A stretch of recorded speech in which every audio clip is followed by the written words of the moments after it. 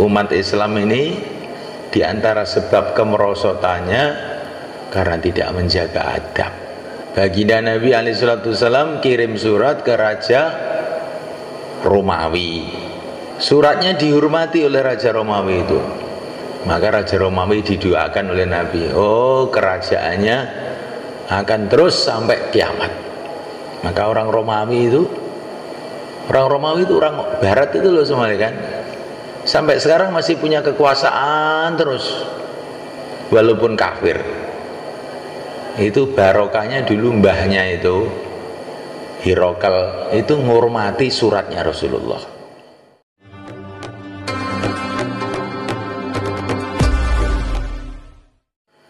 Innal hamdalillah nasta'inuhu wa nastaghfiruhu wa nu'minu bihi wa natawakkalu alayhi wa na'udzu bihi min shururi anfusina min sayyiati a'malina. Man yahdihillahu fala mudilla lahu wa man yudlil fala hadiya lahu. Asyhadu an la ilaha illallah wahdahu la syarika lahu. وأشهد أن سيدنا ومولانا حبيبنا محمدا عبده ورسوله. اللهم صل وسلم وبارك عليه وعلى آله وأصحابه والتابعين لهم إلى يوم القيامة. أما بعد، فقد قال في كتابه الكريم: إن الذين قالوا ربنا الله ثم استقاموا تتنزل عليهم الملائكة ألا تخافوا ولا تحزنوا وأبشروا بالجنة التي كنتم توعدون. Diangkat Pak kepalanya, jangan begitu. Nahnu awliya'ukum fil hayatid dunya wa fil akhirah wa lakum fiha ma tashtahi anfusukum walakum fiha ma tad'un nuzulan min ghafurir rahim. Wa man ahsanu qawlan mimman da'a ila Allah wa 'amila salihan wa qala innani minal muslimin. Wa la tastawi al-hasanatu wa la as-sayyi'ah idfa' billati hiya ahsan فإذا الذي بينك وبينه عداوة كأنه ولي حميم وما يلقاها إلا الذين صبروا وما يلقاها إلا ذو حظ عظيم. Kalau ada orang baca Quran itu didengarkan walaupun nggak ngerti ya. Al-Quran ini keistimewaannya itu dibaca, didengarkan walaupun nggak ngerti, kita akan dapat pahala. Tidak apa itu bukan harus ngerti, tapi harus dengarkan. Insyaallah kan? Nabiullah Musa alaihissalam ketika mau dikasih pelajaran oleh Allah Subhanahu wa taala di puncak Tur Sina, maka pertama kali diajari apa? Diajari adab. Fa khala'na 'alaika innaka bil wadil muqaddasi tuwa. Hai Musa, copotlah terumpah kamu karena kamu itu di lembah suci, yaitu Tua, lembah Tua itu di Tursena sana, di Mesir sekarang. Jadi Nabi Musa itu sebelum menerima wahyu itu dikasih apa? Kasih apa? Adab. Jadi dalam kita menerima agama ini perlu adab.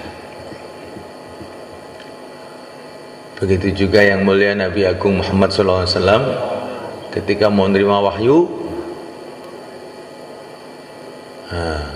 digerakkan oleh Allah hubbiba ilaihil khala, digerakkan oleh Allah, suka menyendiri, meninggalkan rumahnya, meninggalkan keramaian yang ada di Mekah, duduk di Gua Hira,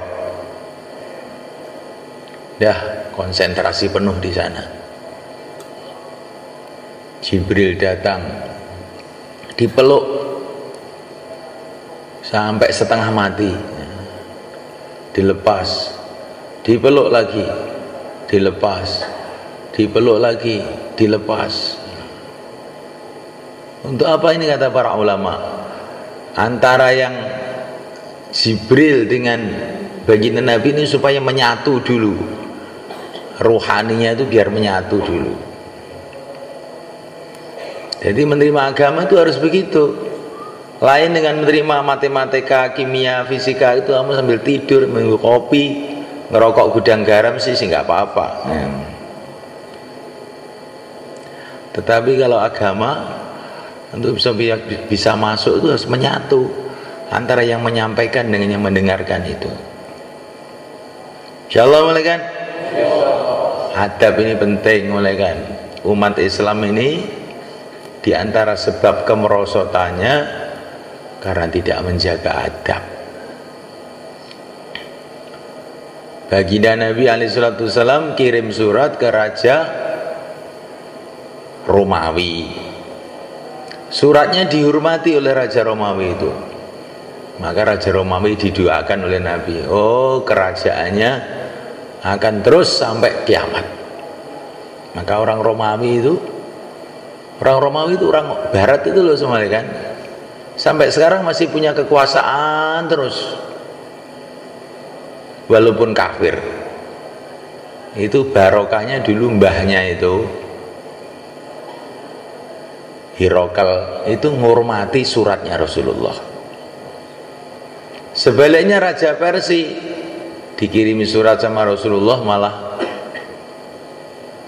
ngamuk-ngamuk, disobek suratnya Rasulullah. Nabi mengatakan hancur kerajaannya. Maka udah tidak lama kemudian kerajaannya hancur, sampai sekarang tidak ada kerajaan Persia lagi. Nggak ada kerajaan Persia, nggak ada.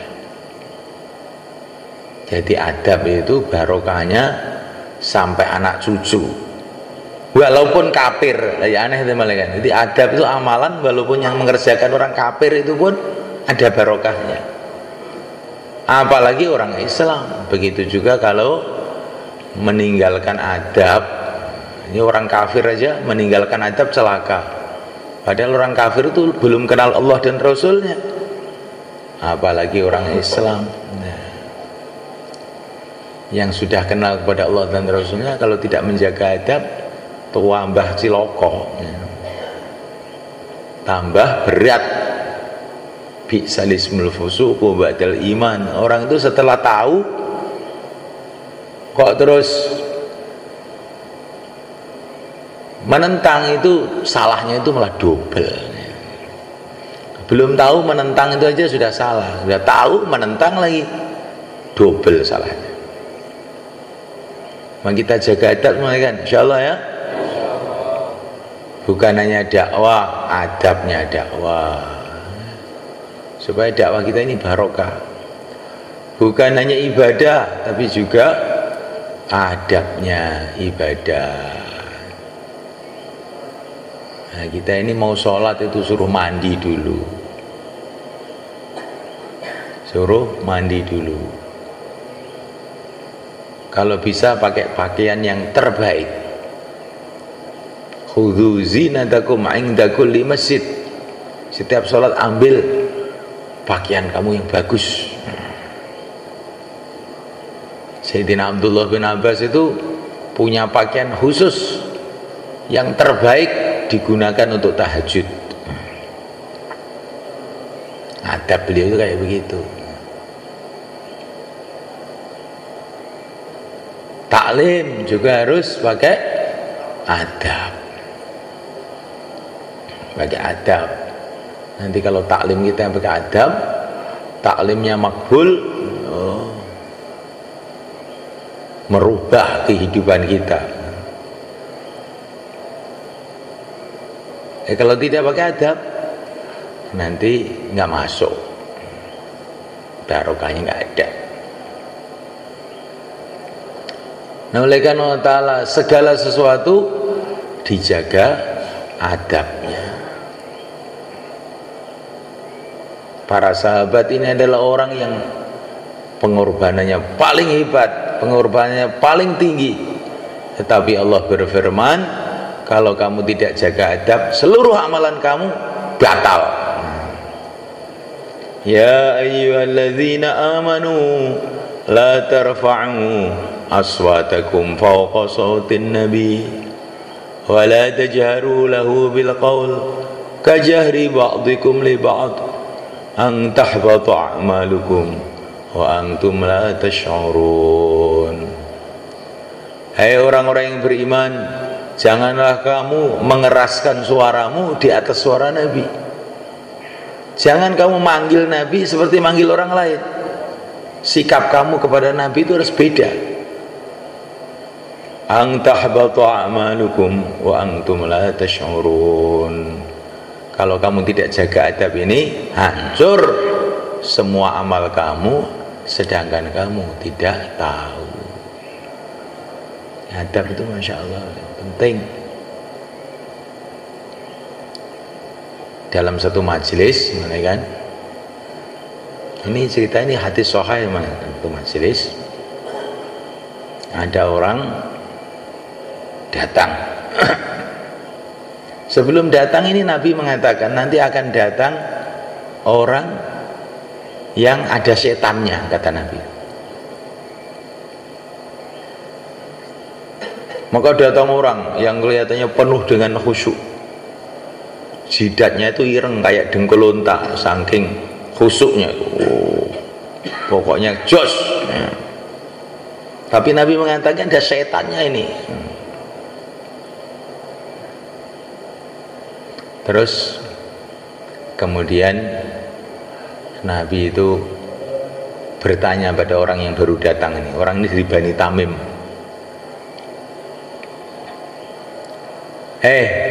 Apa yang kamu rasakan dalam hati kamu? Kata Nabi.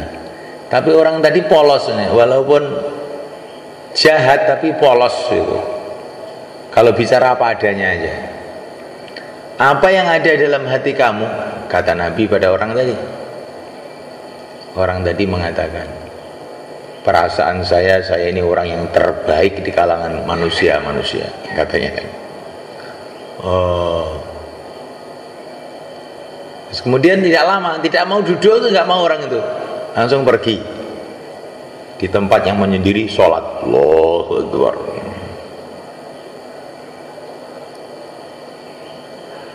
Maka Nabi mengatakan kepada Abu Bakar,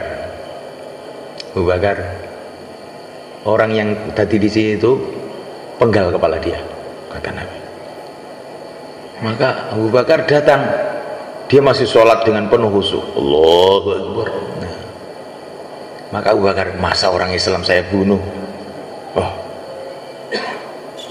Maka laporan sama Nabi, ya Rasulullah, orangnya sholat masa dibunuh ya Rasul? Oh, kamu diperintah maju mundur. Duduk, Umar, berangkat, penggal kepala dia. Maka Umar berdiri, masih sujud. Loh, masa orang Islam saya bunuh? Laporan sama Nabi, ya Rasulullah, dia masih sujud, masa dibunuh? Duduk. Kongkon maju mundur. Ali, berdiri, penggal kepala dia. Tapi dia nanti sudah nggak ada, Ali. Umpama ada, kamu ini orangnya yang bisa menggal kepala dia.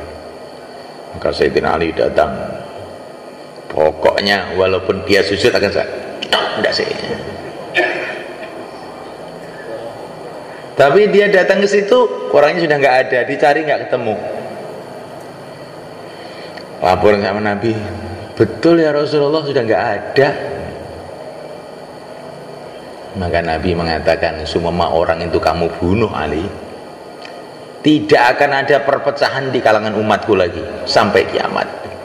Tapi memang sudah takdir Allah, umatku akan ada perpecahan-perpecahan. Sebabnya anak cucunya orang itu tadi sudah hilang, ada demitnya itu dia. Coba semalekan. Jadi orang itu kalau nggak punya adab, perasaannya pinter dewe, hebat sendiri, itu nanti itu anak cucunya jadi sebab perpecahan umat.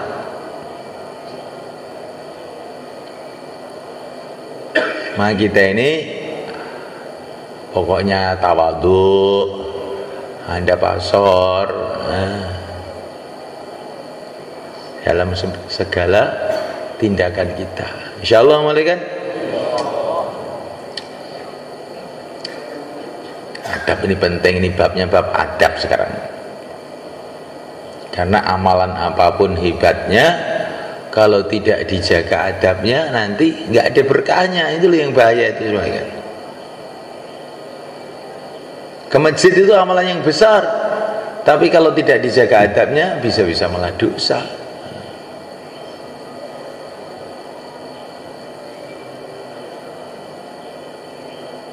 Nah, mulaikan Allah Ta'ala dengan menjaga adab ini, amalan-amalan yang kelihatannya kecil, barokahnya jadi besar.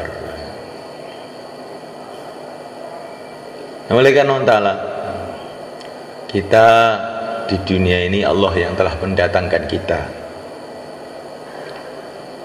Pahami betul Allah yang telah mendatangkan kita ke dunia ini. Kita datang ke dunia bukan atas maunya ayah kita, ibu kita, pemerintah kita, rakyat kita, bukan. Bukan atas maunya cendekiawan-cendekiawan, raja-raja, menteri-menteri, bukan. Kita datang ke dunia ini atas kehendak Allah. Dunia ini terjadi atas kehendak Allah, bukan atas kemauan kita. Kita lihat dari timur ke barat, dari utara ke selatan, dari atas ke bawah, bawah ke atas. Nggak ada perkara terjadi dengan kehendak manusia. Tidak ada satu ekor lalat pun yang terjadi dengan programnya manusia. Tidak ada sebutir pasir pun yang terjadi dengan programnya pemerintah Indonesia. Semua terjadi dengan kehendak Allah. Dan Allah SWT sudah mengirim yang mulia Nabi Agung Muhammad SAW memberitahu kepada kita bahwa kita ini dikirim ke dunia ini dikasih tugas. Kalau tugas ini kita kerjakan, maka kita di dunia ini akan dijaga oleh Allah, dimuliakan oleh Allah, dibarokai hidupnya oleh Allah. Kalau ada orang mau menghinakan kita, mau memusuhi kita, akan dihancurkan oleh Allah. Pakai syarat kita memenuhi tugas. Tapi kalau kita nggak memenuhi tugas, kita di dunia ini akan hina, sengsara, ketulo-tulo. Sebabnya nopo ketulo-tulo? Gak ngelakoni tugas. Seperti seorang jenderal gak mengerjakan tugas, akhirnya dipecat, bajunya dirampas. Dulunya punya pasukan, sekarang tidak punya pasukan lagi. Dulunya kalau dia ngangkat tongkat itu ribuan tentara semua siap. Setelah dia dipecat, ngangkat tongkat malah ditertawakan orang. Jenderal pensiunan aja yang ngangkat tongkat, tangan tuh mau gendeng, hilang semua pangkatnya. Begitu juga umat ini. Ketika umat ini masih mengerjakan tugas, subhanallah, ngangkat tangan, Allahumma Allahumma, diterima doanya oleh Allah. Berjuang selalu sukses dan menang. Orang kafir memusuhi orang Islam, hancur semua. Persia, Romawi, mana saja, Abu Jahal, Abu Lahab, Fir'aun, Qarun, Haman, hancur semua ketika mereka memusuhi umat Islam. Tapi ketika umat tidak mengerjakan tugasnya lagi, maka ketulo-tulo di mana-mana, sengsara. Maka apa tugas kita itu? Tugas kita yang pertama adalah mengenal Allah. Bayi baru lahir, sebelum kenal ayahnya, sebelum kenal ibunya, sebelum kenal pemerintahnya, sebelum kenal siapa saja, dikenalkan dulu kepada Allah. Allahu Akbar, Allahu Akbar. Kenalkan dulu pada Allah.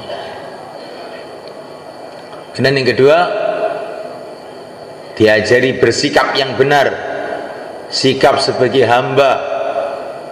Asyhadu an la ilaha illallah, tidak ada Tuhan selain Allah. Aku kian adalah hamba, aku adalah hamba, kawula. Terus kemudian dikenalkan kepada pimpinannya. Asyhadu anna Muhammadar Rasulullah, asyhadu anna Muhammadar Rasulullah. Hei bayi, kamu itu di dunia dikasih pimpinan oleh Allah, sebaik-baiknya pimpinan, semulia-mulianya pimpinan, Sayyidul Anbiya wal Mursalin, yang mulia Nabi Agung Muhammad SAW. Kita harus membiasakan diri cerita mengenai Nabi. Ada seorang ulama itu mengucapkan syair memuji-muji Nabi. Syairnya itu, Muhammadun basyarun lakal basyari bal huwa kal yaquti bainal ahjari. Baginda Muhammad itu manusia, tapi tidak seperti manusia biasa. Dia ini adalah seperti intan di tengah-tengah batu kali. Dia mengucapkan syair itu. Setelah dia mengucapkan syair itu, tidur. Nah, tidurnya ulama itu, orang-orang soleh dulu itu lain dengan tidur kita. Kalau tidur kita ini karena malas, akhirnya ya nggak dapat apa-apa, ya dapat yang ngiler tok gitu. Itu orang-orang soleh itu tidur dengan membawa kecintaan pada Nabi. Akhirnya dalam tidur itu dia mimpi jumpa Nabi. Mimpi jumpa Nabi itu hak loh semua kan, ada hadisnya itu. Nabi mengatakan, ketika kamu membaca syair kamu itu, Allah telah ampuni dosa kamu. Nah, jadi cerita kemuliaan Nabi, kehebatan Nabi itu mendatangkan ampunan Allah. Karena itu bagian daripada tertib Al-Quran. Nah, dalam Al-Quran itu banyak cerita-cerita pujian mengenai Nabi. Innaka la'ala khuluqin azim, laqad ja'akum rasulun min anfusikum. Jadi dalam Quran itu banyak cerita mengenai kemuliaan Nabi. Maka cerita mengenai kemuliaan Nabi, kehebatan Nabi, mukjizat Nabi ini harus termasuk amalan kita. Setelah cerita mengenai keagungan Allah, kehebatan Allah, kekuasaan Allah. Insyaallah mulai kan? Nah, mulaikan Allah Ta'ala. Setelah itu bayi itu diajak sholat.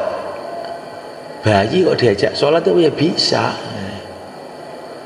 Bisa nggak bisa itu bukan urusan kamu, pokoknya yang penting kamu ajak. Nabi menyuruh kita bayi itu diajak sholat. Hayya 'alas sholah, hayya 'alas sholah.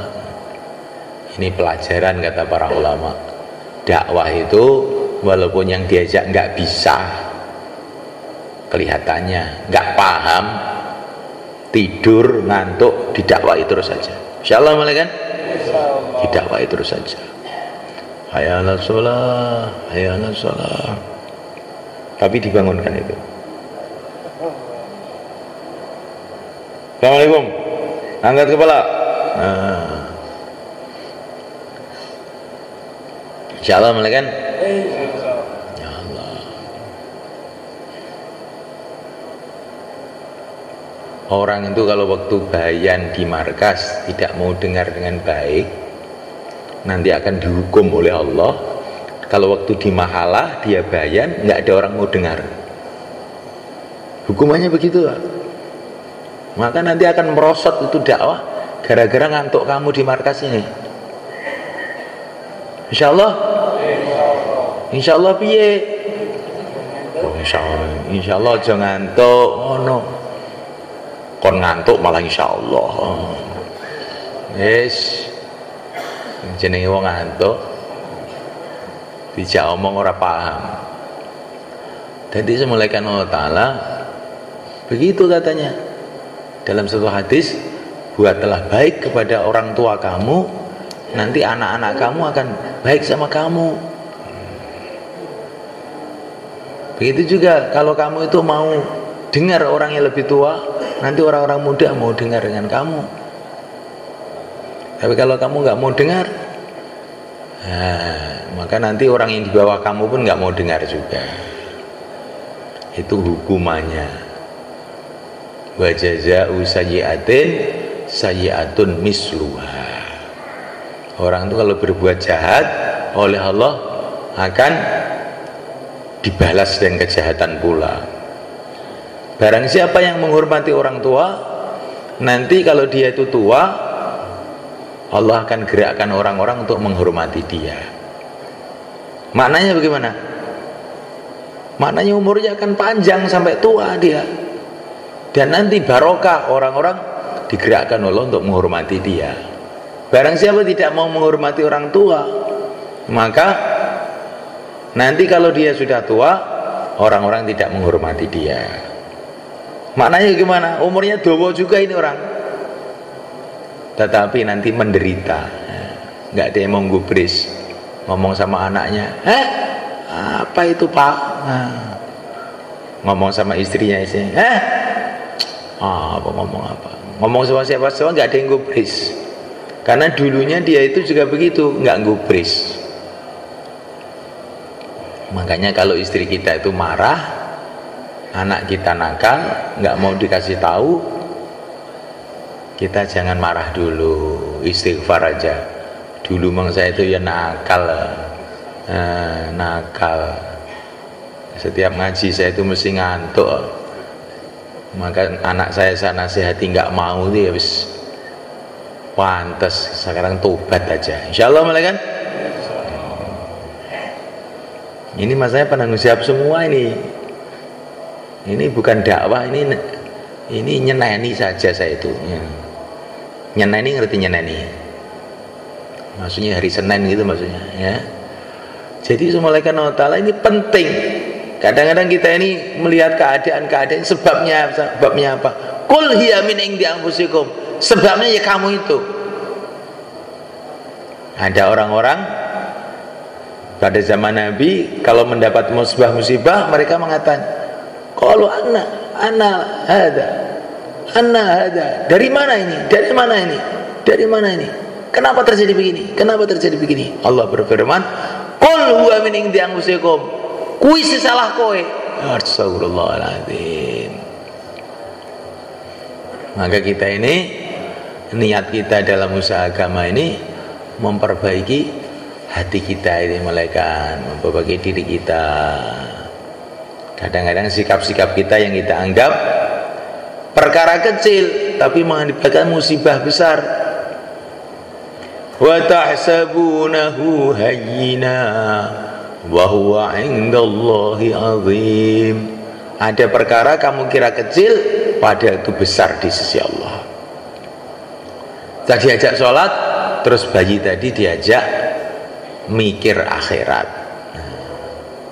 Hayya 'alal falah, mari menuju keberuntungan. Kalau falah itu namanya keberuntungan, tapi kalau al-falah, keberuntungan yang sebenarnya, maksudnya keberuntungan akhirat. Jadi anak itu masih kecil itu sudah dikasih tahu, le kowe iki ning donya ora suwe, ayo golek akhirat. Cek cilik niku mesti omongi ngoten niku. Mergo panjenengan wong niku teng donya niki berat. Kita ini taunya dunia ini, sedangkan kita ini diciptakan oleh Allah bukan untuk dunia. Dunia ini tidak lama, maka mulai kecil itu hayya 'alal falah, mari menuju kesuksesan yang sebenarnya, kesuksesan akhirat. Inilah pelajaran yang pertama kali harus diberikan kepada setiap manusia. Sebelum lupa diulang lagi. Hayya 'alal shalah, hayya 'alal falah. Allahu akbar, Allahu akbar. La ilaha illallah. Ini dakwah at-tamah, dakwah yang sempurna. Ini pelajaran adzan juga perlu kita renungi, karena ini di masjid itu setiap hari harus dikumandangkan 5 kali. Tapi saking seringnya, nah inilah manusia itu kelemahannya. Kalau apa-apa didengar sudah berulang kali, karena tidak diperhatikan terus ndablek, nggak diperhatikan lagi, nggak difikirkan lagi. Coba kita ini dengar adzan itu sudah berapa puluh tahun, tidak kecil sudah dengar adzan, tapi jarang kita ini merenungi apa maksud adzan itu. Sedangkan adzan nih kata Nabi barokahnya itu bukan main. Kalau dikumandangkan adzan, setan-setan pada lari. Ya ada barokahnya kalimah-kalimah adzan. Dulu para sahabat kalau ngadepi masalah-masalah adzan malaikat. Waktu ada tsunami di Aceh itu, saya setelah tsunami itu ke sana, maka dikasih tahu oleh satu masjid itu. Masjid itu ada orang yang belajar Quran, jumlahnya 19 orang. Masjidnya itu di pinggir pantai. Di tengah-tengah itu pagi-pagi dia masih belajar Quran, tiba-tiba air naik, berapa ratus meter naik. Maka serentak itu nggak tahu ya, orang itu kalau dalam kesibukan agama itu ya memang rohaninya itu lain. Begitu air naik itu serentak 19 anak ini masih anak-anak berteriak Allahu Akbar, adzan, Allahu Akbar, langsung air itu turun. Tidak lama kemudian naik lagi, maka mereka adzan lagi, Allahu Akbar, turun lagi. Sampai 3 kali terus gak turun, nggak naik-naik lagi. Coba malaikat. Maka benar yang dikatakan dalam satu riwayat dakwah itu, apa itu adzan itu menolak bala, itu betul, nolak bala malaikat. Tapi adzannya yang kayak orang mau kena tsunami tadi itu. Kita masjid-masjid kita adzannya serahkan anak-anak kecil sambil ngantuk, nggak pakai kopiah, nggak wudu lagi. Setelah adzan terus pulang, nggak sholat jamaah. Nah, ini namanya adzan yang kurang bermutu semuanya kan. Pilihkan yang adzan itu orang-orang yang tegas itu, orang-orang ahli kurban kayak Sayyidina Bilal. Kalau adzan asyhadu anna Muhammadar Rasulullah, orang Madinah itu nangis semua teringat Rasulullah. Nah itu adzan begitu itu sekarang tidak begitu ada. Nah, malaikat Allah Subhanahu wa taala, maka kita ini usaha untuk meningkatkan mutu setiap amal kita. Kita ini udah amal, tapi mutu amalan kita ini yang kita usahakan sehingga amalan kita ini diterima oleh Allah, jadi asbab datangnya pertolongan Allah. Agama itu ceritanya itu bukan banyaknya orang, malaikat. Satu hari ada pasukan dikirim oleh Sayyidina Abu Bakar Siddiq radhiyallahu ta'ala anhu. Pasukan ini menghadapi musuh besar sekali. Maka kirim surat kepada Sayyidina Abu Bakar, pasukan menghadapi musuh besar, kita minta bantuan dari Madinah. Maka Abu Bakar, ya, kita kirimkan bala bantuan Madinah. Dikirim berapa orang malaikat? Dikirim satu orang tok oleh Sayyidina Abu Bakar itu, namanya Amr. Dikirimi surat tugas dikirimi. Ini saya kirim Amr. Pasukan ada orang ini nggak akan kalah. Udah, Bismillah. Berangkat. Amr datang langsung menang malaikat. Si tok. Masa kirim pasukan kok satu gitu, pasukan apa ini? Terjadi juga pada zaman Sayyidina Umar, ada pasukan tuh minta dikirim bala bantuan oleh Sayyidina Umar, dikirim 4 orang. Saya kirim nih 4 orang ini cukup katanya, 4 orang tok. Sekarang kelompok paling kecil peleton tuh berapa orang tuh? 10. Saya kirim 4 tok. Jadi tapi 4 orang ini orang yang betul-betul dekat dengan Allah. Kaming fiatin qalilatin ghalabat fiatan katsirah. Banyak kelompok dikit mengalahkan kelompok banyak. Biidznillah, dengan izin Allah. Kenapa? Wallahu ma'as sabirin. Karena mereka itu punya sifat sabar, hanya ditolong oleh Allah. Jadi semalakan umat Islam itu kehebatannya bukan dalam jumlahnya, bukan dalam teknologinya, bukan dalam senjatanya, bukan dalam perkataannya yang indah-indah berbunga-bunga, bukan, tetapi kehebatannya itu dalam hubungannya kepada Allah. Kalau mereka punya hubungan yang benar pada Allah, walaupun dikit nggak punya apa-apa, ditolong oleh Allah ya sukses. Tapi kalau hubungannya kepada Allah lemah, walaupun banyak ya keok.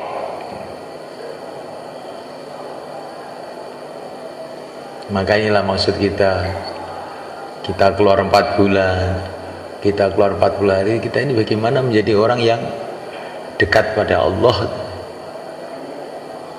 Bagaimana dekat kepada Allah kalau kita ini sibuk di dalam amalan Rasulullah. Apa amalan Rasulullah SAW itu? Amalannya banyak, tapi diringkas dalam satu kalimat, wa ma arsalnaka illa rahmatil alamin. Mikirkan umat, melasi umat.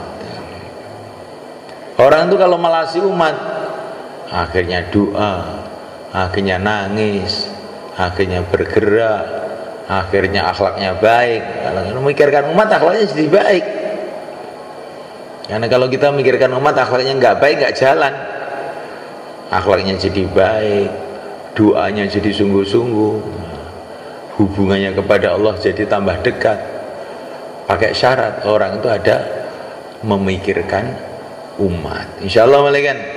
Maka yang hari ini mau keluar 4 bulan 40 hari, silahkan berdiri ke belakang. Taqabbalallah. Monggo. Yang 4 bulan 40 hari Ngawi ringin pitu. Pak Tolha enten lho, Pak Tolha. Pak Tolha. Keren. Mangkate teng kapan? Mangkate teng Surabaya. Insyaallah sedaya niat Pak nggih. Nggih. Walaki jihadun wa niyatun. Nek ora mangkat yo minimal niat. Ojo mangkat ora, niat ora, wis ketok bagian blas niku. Bagaimana niat itu? Niat itu mulai sekarang waktunya ditata. Bagaimana waktunya ditata? Kapan? 2,5 jamnya. Kita ini harus punya teman-teman yang akrab gitu semuanya kan, sehati, sepikir, kerjasama kayak baginda Nabi bersama Sayyidina Abu Bakar, Sayyidina Umar, kemana-mana runtang-runtung untuk menghidupkan silaturahmi harian di sekitar masjid kita. Insyaallah mulai kan. Kemudian kita tingkatkan jamaah 2,5 jam jadi jamaah 3 hari. Dari jamaah 3 hari menjadi jamaah 40 hari, jadi jamaah 4 bulan dalam negeri, luar negeri. Kita niatkan insyaallah malaikat. Amal-amal infirati kita pun kita programkan. Kapan baca Qur'annya, zikir pagi petangnya, tahajudnya, semua kita jaga ya. Pokoknya kita niatkan semua kebaikan itu kita kerjakan. Jangan ada yang kita niatkan untuk ditinggalkan. Ini gak penting nih. Gak penting. Kalau tidak penting, tidak diajarkan oleh Nabi. Nabi itu bukan kerang kerjaan. Jangan ada pikiran ini nggak penting ini, yang penting ini. Semua penting. Diniati semua. Insyaallah mulai kan. Dakwanya, taklimnya, ibadahnya, perkhidmatannya juga. Perkhidmatannya juga. Kemarin itu ada orang Bayan itu. Saya itu tertarik nih. Bagaimana dalam surat Kahfi itu Allah cerita mengenai raja yang khidmat, yaitu Raja Dzulqarnain. Dia membuat benteng untuk membendung Ya'juj Ma'juj, supaya Ya'juj Ma'juj ini nggak nyerang manusia yang lain. Seumpama Ya'juj Ma'juj itu nggak dibentengi sama Dzulqarnain itu, dia akan menyerang masyarakat umum ini sehingga habis tuh dunia, sehingga tidak ada dakwah, tidak ada orang ibadah. Dunia dikuasai Ya'juj Ma'juj semua. Tapi barokahnya apa itu? Barokahnya benteng Ya'juj Ma'juj ini, kita ini bisa hidup sekarang ini, bisa dakwah, bisa ibadah. Itu kata beliau ini pentingnya khidmat. Nah, khidmat itu penting juga. Kalau nggak ada yang khidmat, nggak ada yang masak nanti di dapur. Oh, musyawarah Jawa Timur gagal, nggak jadi, ke warung semua golek kopi ya. Perlu khidmat ini juga penting, maka kita programkan khidmat ya. Khidmat kita programkan. Yang lain-lain juga begitu. Pokoknya semua amalan agama ini penting. Nggak ada yang gak pakai penting, nggak ada. Semua penting. Karena semua itu dari Nabi, Nabi dari perintah Allah. Kadang-kadang perkara yang kita anggap kecil, ternyata barokahnya tidak karu-karuan banyaknya. Nabi mengatakan kalau kamu makan, kalau tercecer, diambil, karena kamu tidak tahu barokahnya makanan kamu tuh di mana Allah taruh. Kadang-kadang di nasi yang tercecer itu justru barokahnya di situ. Kalau nggak kamu ambil, akhirnya nggak barokah. Setelah makan bukan malah seger, setelah makan malah ngantuk, lemes. Karena makanannya nggak barokah. Karena yang barokah tercecer tadi itu. Maka orang iman tuh apa-apa tuh yang dipikir barokahnya gitu loh. Makannya barokahnya, dakwah ya barokahnya, ke masjid ya barokahnya, bukan hanya sekedar amalannya barokahnya. Nah, barokah itu timbulnya kadang-kadang dalam perkara-perkara yang kecil yang tidak kita perhatikan. Seperti nasi tercecer itu kan yus opo. Justru kata Nabi, kadang-kadang di situ barokahnya. Insyaallah mulai kan. Sekarang 3344 mudzakarah mulai kan.